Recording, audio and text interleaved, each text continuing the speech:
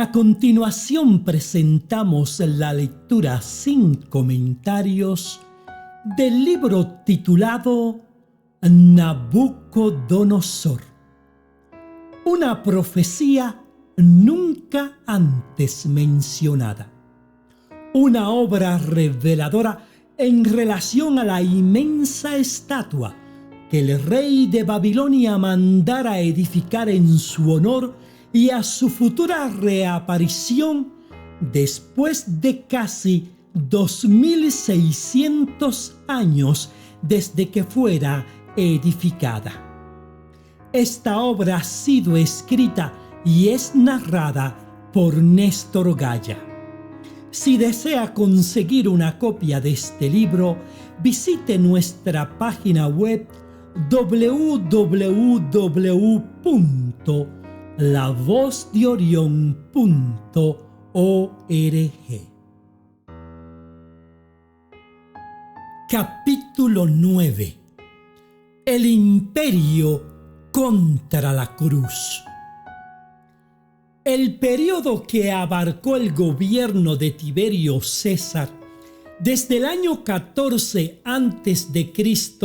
al 37 después de Cristo, junto al periodo en que gobernara Augusto César entre los años 27 a.C.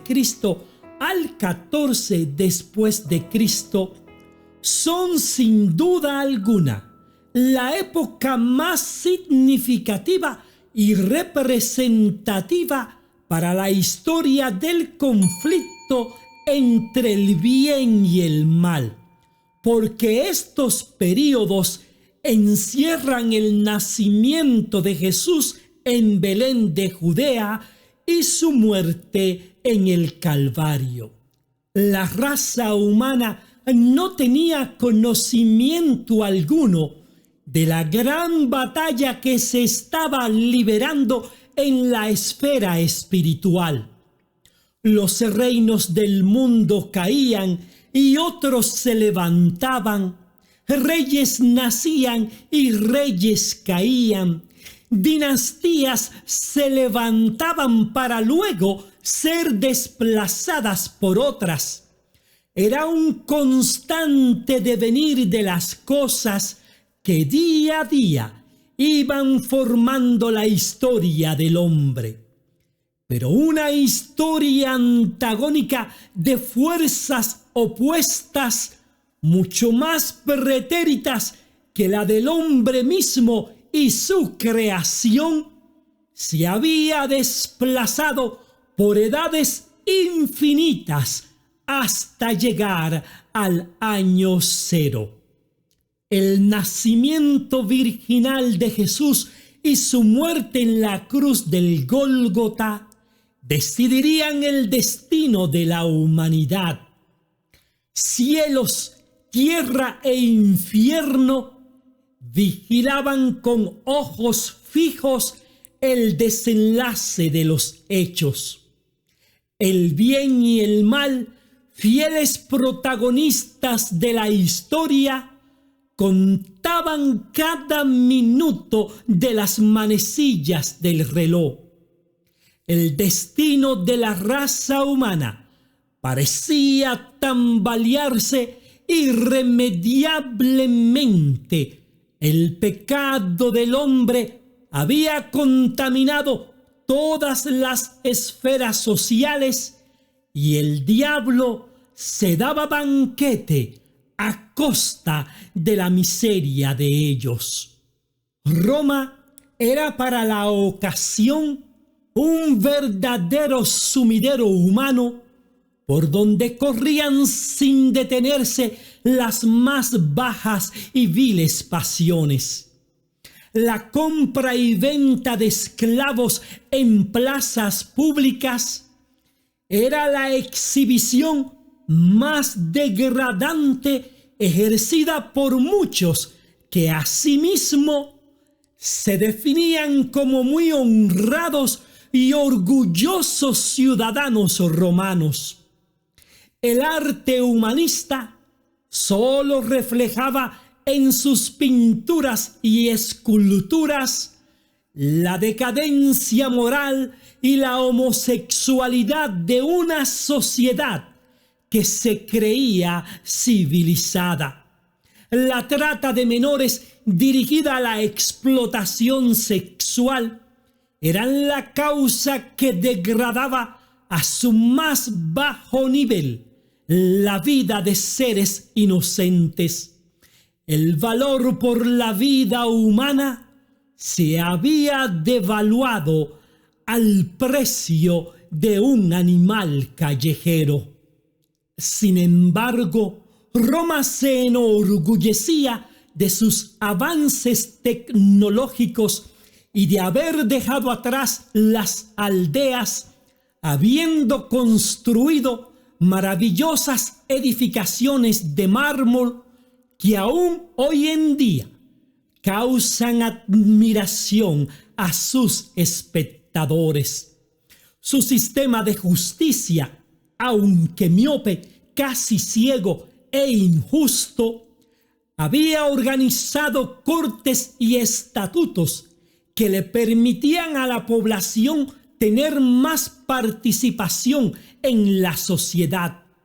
Además, un senado que pretendía ser el defensor del pueblo y emperadores cínicos que gobernaban arbitrariamente a sus anchas.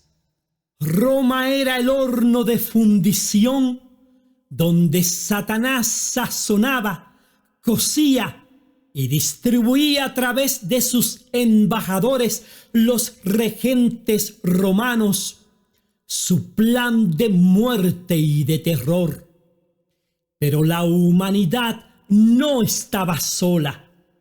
Seguro estaba el diablo, que Dios había abandonado a su creación, que habiendo logrado colmar la tierra de pecado y habiendo esclavizado a una gran parte de los seres humanos, hombres, mujeres y niños, Dios se cansaría y finalmente renunciaría a entregar a su Hijo para que muriera y ocupara el lugar de muerte eterna que al hombre pecador le correspondía. Pero no fue así, porque lo que Dios engendró lo amó hasta pagar el precio más alto, lo más preciado que tenía, su Hijo amado Jesucristo. Eran las sombras de la noche, es decir, la oportunidad tan esperada de aquel que un día había estado ante la presencia de Dios, entre querubines y serafines, rodeado de gozo, paz y luz inaccesible. Ahora era un ser sin alma. La había perdido entre la traición y el cinismo. Con ello, perdió la sonrisa que a tantos conquistó. Una eternidad había pasado desde el último día en que se le vio reír. Pero aquella noche, en el mismo jardín del Getsemaní, una mueca torcida que semejaba a una risa funesta explotaba del fondo de sus vísceras. Los soldados romanos, quienes habían sido sobornados por los sacerdotes judíos, irrumpían en el lugar sin estar seguros siquiera a quién buscaban. Es Jesús quien, al verlos con una turba que les acompañaban, les dice, cito: pero Jesús, que sabía todas las cosas que le habían de sobrevenir, se adelantó y les preguntó: ¿a quién buscan? San Juan capítulo 18, versículo 4. La señal ya se había indicado con un beso en el rostro de aquel que no tenía culpa alguna en sus mejillas. Cobijado por su propia lobreguez, el diablo susurraba a la multitud las más horribles acusaciones en contra del Hijo de Dios, al tiempo que infame gritaba desde las sombras: Nazareno, no te lances al abismo por esta multitud ingrata. Pero un ángel ya había sido enviado por su Padre y le había fortalecido en su dolor humano. Tan valiente, agotado y cargando todo el peso del pecado de la humanidad, se entregó en manos de sus verdugos. Era complicado entenderlo. ¿Por qué razón pagar el precio de una deuda tan grande por alguien que te injuria y te maldice sin causa alguna y después te cuelga en una cruz? La respuesta estaba en las palabras que el mismo Jesús dijera en cierta ocasión a sus discípulos. Cito: este es mi mandamiento, que os améis unos a otros como yo os he amado. Nadie tiene mayor amor que este, que uno ponga su vida por sus amigos. Vosotros sois mis amigos si hacéis lo que yo os mando. San Juan capítulo 15, versículos 12 al 14. La noche se oscurecía cada vez más y el amanecer parecía nunca llegar. Al día siguiente, muy de mañana, los sacerdotes Anás y Caifás, habiendo pasado casi en vigilia toda la noche, se presentaron muy temprano para ver cara a cara a quien habían tratado de matar anteriormente, pero no les había sido posible. Después de un interrogatorio poco común, le llevaron ante Pilato, gobernador de Judea. Era viernes, víspera del sábado, y los dirigentes judíos querían acelerar el proceso del juicio y de inmediato condenar a muerte a Jesús y crucificarle ese mismo día, antes de que el sol se pusiera en el horizonte. Toda la trama estaba muy organizada, pero era casi imposible juzgar, condenar y luego crucificar en un madero a quien muchos consideraban era el rey de los judíos. Estando ya ante Pilato, el gobernante estudió la situación, escuchó las acusaciones presentadas contra el acusado, notó la furia desencadenada de la multitud y no tardó en darse cuenta que el único inocente era el acusado. Pilato era romano y como gobernante le había tocado enfrentarse a muchas situaciones de juicio.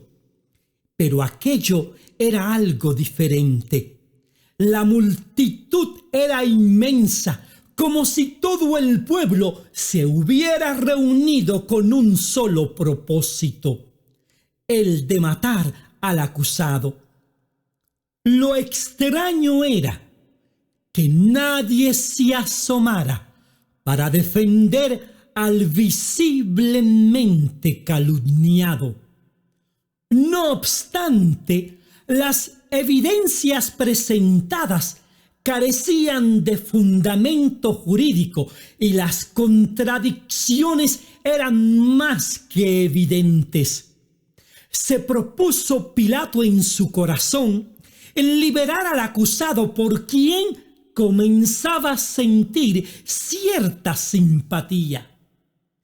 Pero una puerta de repente se abrió a su favor que le libraría, pensó él, de ensuciarse las manos con la sangre del inocente. Dicen las Escrituras que, cito, entonces Pilato, oyendo decir Galilea, preguntó si el hombre era Galileo, y al saber que era de la jurisdicción de Herodes, le remitió a Herodes, que en aquellos días también estaba en Jerusalén. Herodes, viendo a Jesús, se alegró mucho, porque hacía tiempo que deseaba verle, porque había oído muchas cosas acerca de él y esperaba verle hacer alguna señal. San Lucas, capítulo 23, versículos 6 al 8. En el mismo día y con apresuramiento, Jesús fue llevado ante Herodes Antipas, el mismo que había dado muerte a Juan el Bautista. Le acompañaron los sacerdotes, quienes querían asegurarse que Herodes escuchara sus acusaciones. Pero las acusaciones de los judíos no eran del interés del tetrarca romano. Quería Herodes hacer un circo de diversión con la presencia de Jesús. La fama del maestro de Galilea había llegado a sus oídos y deseaba ser un espectador de las maravillas que corrían de boca en boca por todas partes. Quería ser espectador, pero no le interesaba ser discípulo. Aun cuando Jesús tenía ante su presencia el asesino de Juan el Bautista, no se inmutó en fruncir el ceño ante el homicida de su amigo, familia y mensajero. El momento de la justicia llegaría con toda seguridad, pero algo más grande que el pecado de Herodes Antipas estaba ante sus ojos: la salvación de la humanidad. Finalmente, dicen las Escrituras que, cito, entonces Herodes con sus soldados le menospreció y escarneció, vistiéndolo de una ropa espléndida, y volvió a enviarle a Pilato. Y se hicieron amigos Pilato y Herodes aquel día, porque antes estaban enemistados entre sí. San Lucas, capítulo 23, versículos 11 y 12.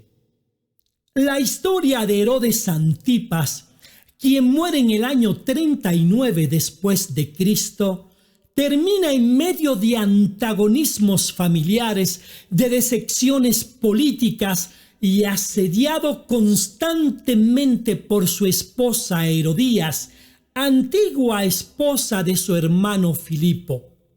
Finalmente fue deportado por Cayo César Calígula a la ciudad de Ludunum, actual Lyon en Francia. Sin tener salida a la difícil situación del juicio criminal contra Jesús, Pilato recibe nuevamente en su palacio al acusado.